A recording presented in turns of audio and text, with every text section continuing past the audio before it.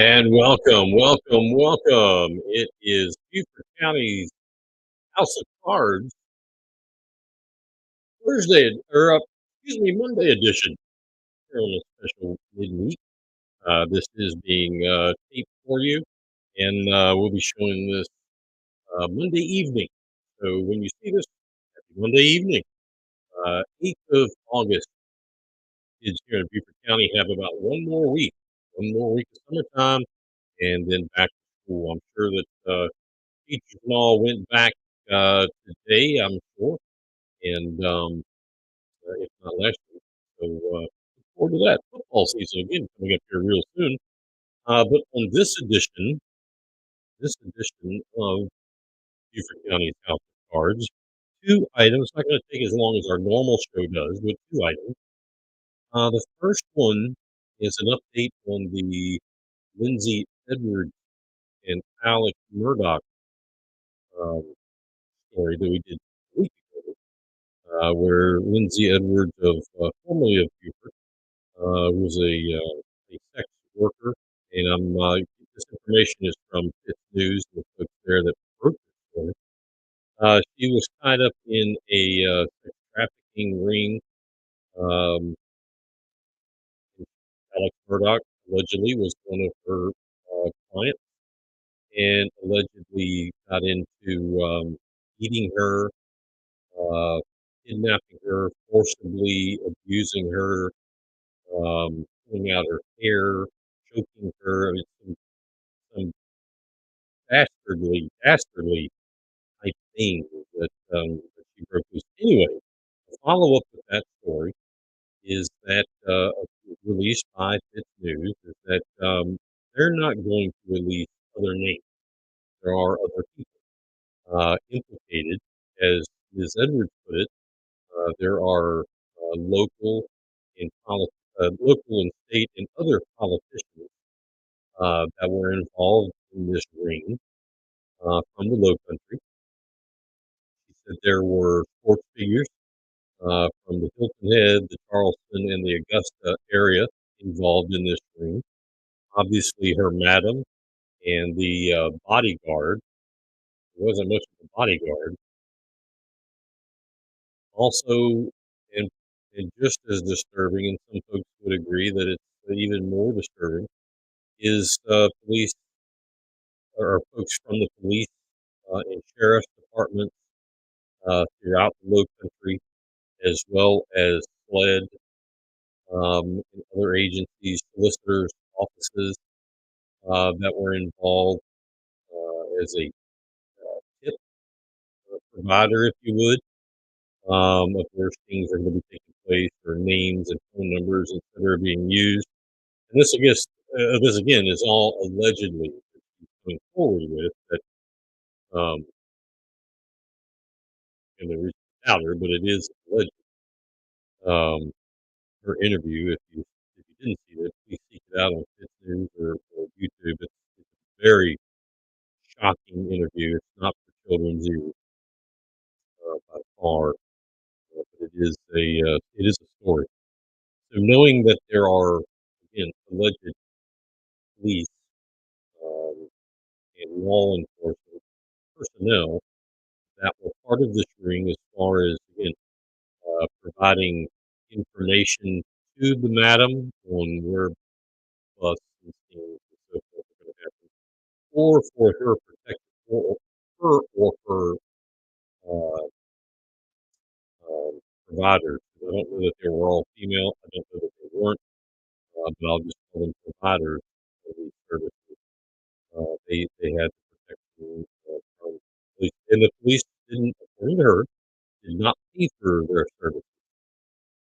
The madam, if the ladies did this, she paid for them directly out of her offer, or she took care of them herself, whatever. Anyway, there are other names out there. I did reach out to Ms. Edwards. As soon as her they got back to me, her response was very, and I appreciate her taking a little time to do that.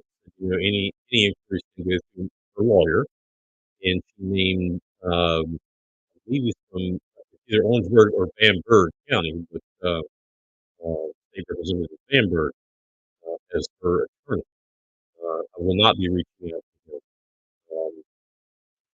at this time. But hopefully she will, on her own time, on her own terms, um, let let some of this out. So this kind of corruption and, disingenuous, dishonest, deceitful, despicable behavior in South Carolina's well-known, well-traveled, corruptive excuse of the system can be, done away with. So more to come on that. Also, the other thing we want to talk about today is that, um, yesterday, Sunday, June or August the 7th, rather, there was, in the all places, in Pritchardville, out here in our own little, our little corner of Beaufort County, where, used to you'd hear dogs, cats, horses, cows, and the such. Yesterday, we heard this.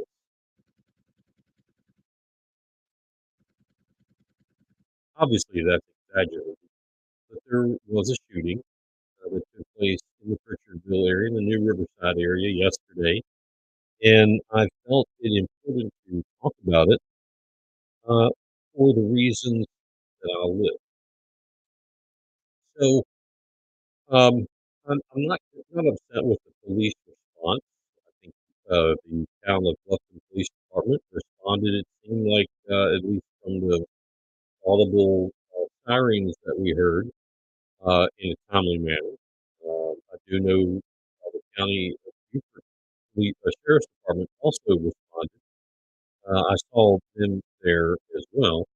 But this supposedly, or apparently rather, happened around 2:30 PM Sunday afternoon. Shots were fired in the New Riverside area, between the northern edge of Alston Park and the landings, area, somewhere in there. Um, we believe it to actually have been, near the new construction area, which is adjacent to the landing. The first post that we saw online, the first post we've been able to find online, was right around 4 o'clock in the afternoon. That's 90 minutes after this happened. At 4:30 to 5 o'clock, somewhere in there, is the first time we found a report by the Bluffton Township Police Department, and this area is in their jurisdiction, and they reported it as an isolated incident.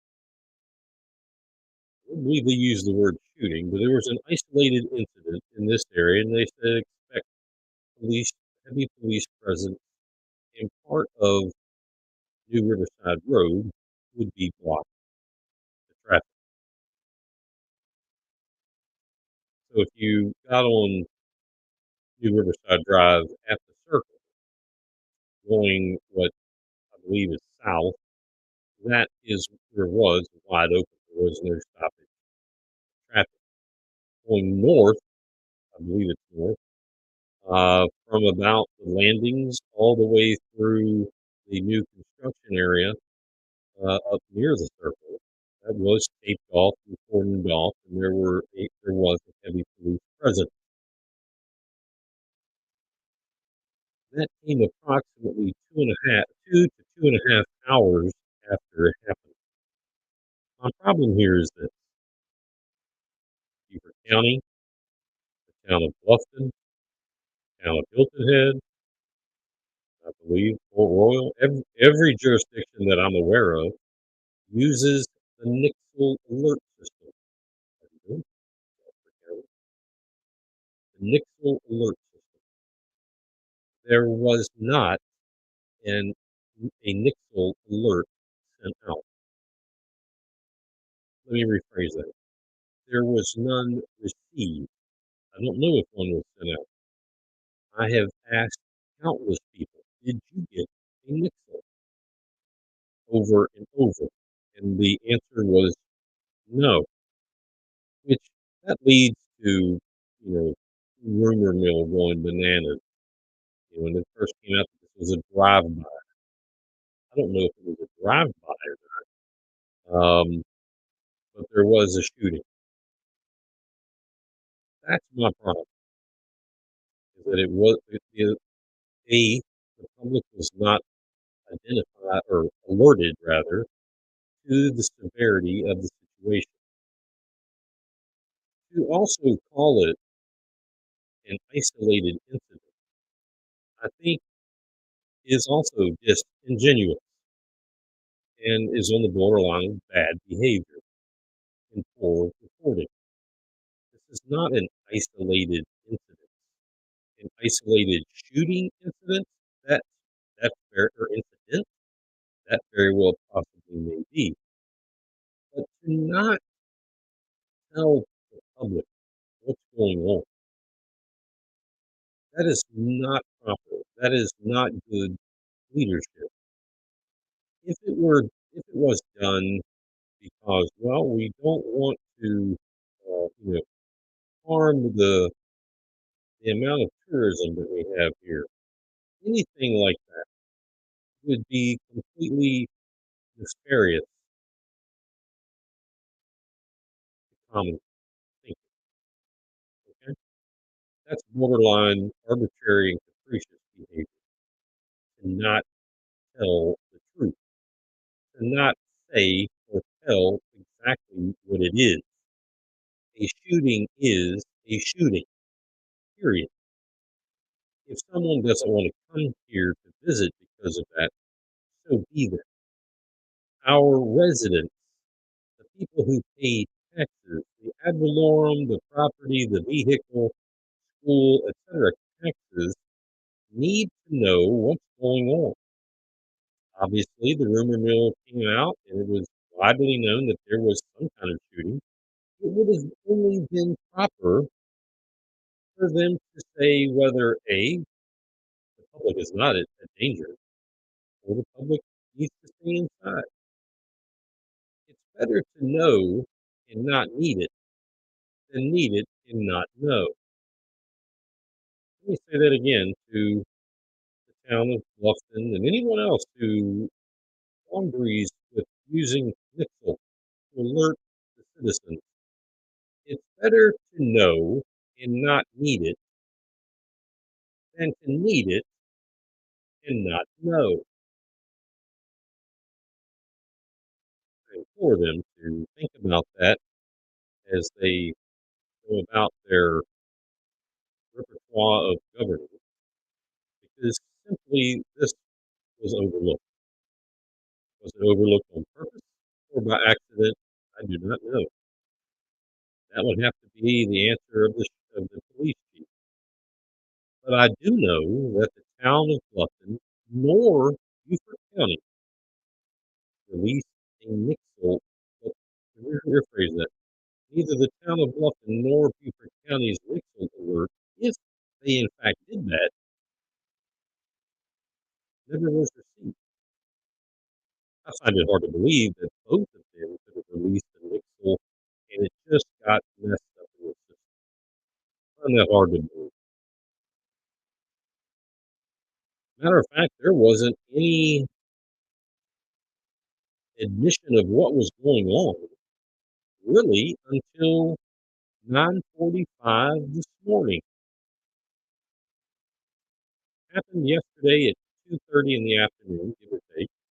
At 9:45 this morning is when Bluffton Police Department released its first real report. It was the second one overall, yes, but it was the first real report that gave information that was crucial.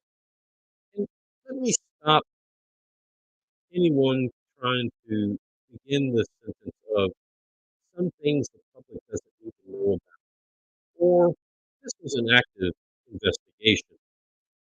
I understand that. I get that. I respect that. And you can give the public information without giving up the golden egg, okay? They don't need to know all the information at once. Simply saying there was a shooting, it occurred here, the public is safe, all suspects have been accounted for, or whatever the story was. Because once it was released, we learned that um, there were two cars involved. One car was left there at the whatever the name of the new construction store, and the other car drove off. Arrested and currently booked at the Beaufort County Detention Center is 22-year-old Jaleel Hoover. He lives in the University Park area. This is information you can receive off of the County Detention Center website. He was arrested on 5 counts of attempted murder and 1 count of possession of a weapon during a violent crime. Also arrested, 23-year-old Memphis Daniels of the Midpoint area of New Riverside. He was arrested on 5 counts of attempted murder, 1 count of discharging a firearm into a vehicle, 1 count of discharging a firearm in town limits, 1 count of possession, I believe it's possession of a deadly weapon, 1 count of child neglect and willful abandon. I don't know if there was a child in the car or if he left the child at home to come do this. I'm not clear what that was. But the point is, we know those 2 gentlemen were the ones over in New Riverside area, and caught they were detained shortly after, or in the short vicinity around that area. The other car left the area at a high rate of speed and went to the, as reported, the Tide Watch standing emergency room. Now, they didn't release their names or whether they're arrested. I see nothing in the jail log. But it tells me that if for someone to know that the Tide Watch standing emergency room is even there, is that they're local. When this first came out, I was pretty close to putting a bet on this would have been involving someone or some things from Savannah. That area is very close to Savannah. Less than 20, 25 minutes from the bridge. It's an easy escape route from Savannah. I know that that area between the 17th corridor, 315 46 is traveled heavily by visitor, by resident, and by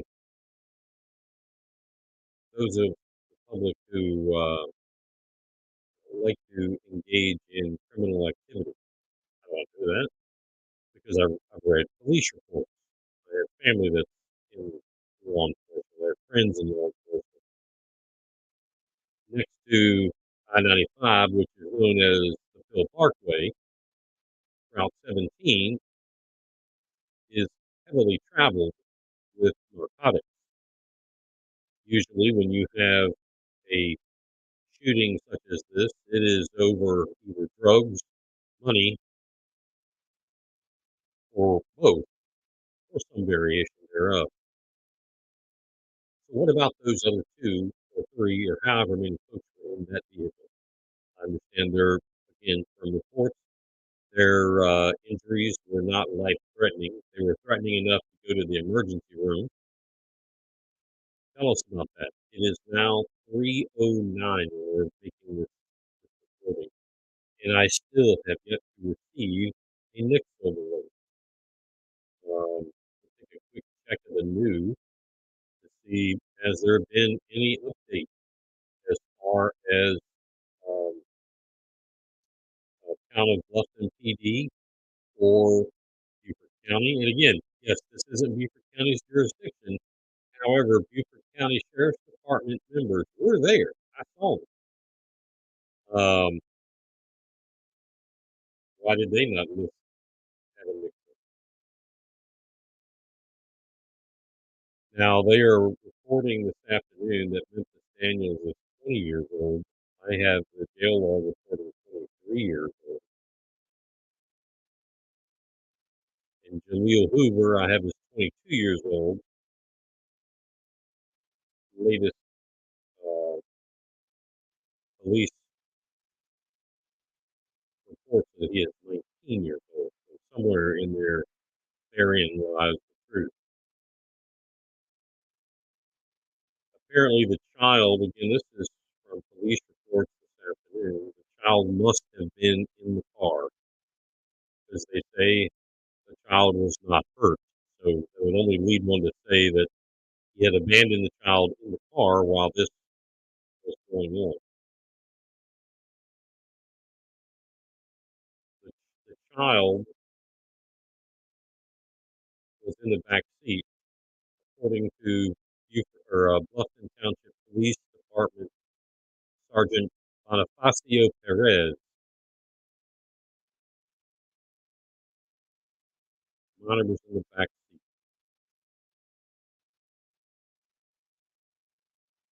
The motive is been outlined. Perez did not say how many shots had been fired and whether it was Daniels or Hoover who began shooting first. However, looking at the jail log, it looks to me that only Memphis Daniels is being charged with discharging a firearm on two different counts. I'm assuming that means he did the shooting.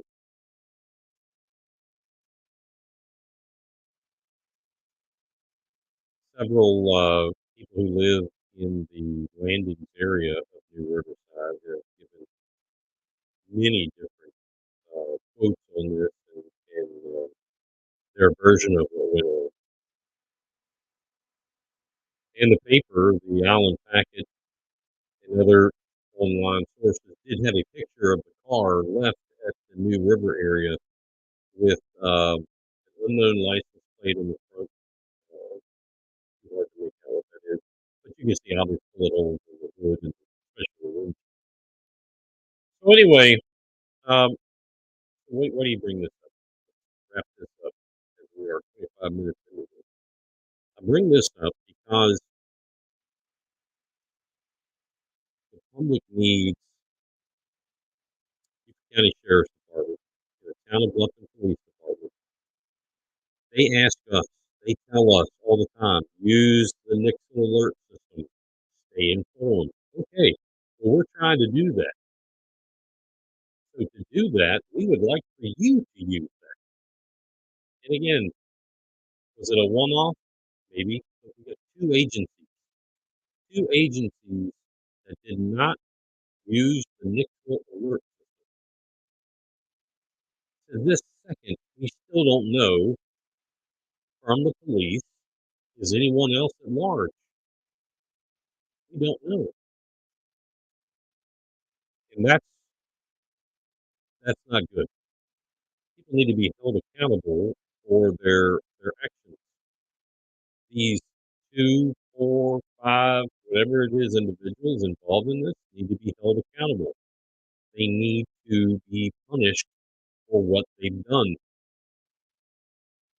The police department and/or sheriff's department communication division needs to be held accountable because they did not alert the public in the proper time. Don't get me wrong. I admire, I appreciate, I honor every single man and woman who dons a badge, whether you're a police officer, a deputy, a state trooper, a U.S. Marshal agent, whatever you want to fill in. gotta do your job. And if that means communications people have to work on Sunday, then that's what it means. If the sheriff's gotta do it, if the police chief's gotta do it, then she's gotta do it. This is a county of roughly 200,000 people. We are not small town, backwoods, what it used to be in the 80s or the 70s. We're far beyond. We are now one of the bigger areas in South Carolina. People demand services at different levels. We are moving from double A ball to triple A ball. It's a big difference. It's a huge difference. This kind of thing must be alerted to the public. That's going to do it for today's midweek. It's a little early before midweek, but our update for you on this Monday, the 8th of August. I will say that we have a great show lined up for you coming Thursday. Stay tuned for all kinds of good stuff. We're going to have an in-studio guest. District 6 write-in county councilwoman candidate Carolyn Fisher will be here. My vote, I'm voting for Carolyn for District 6 county council.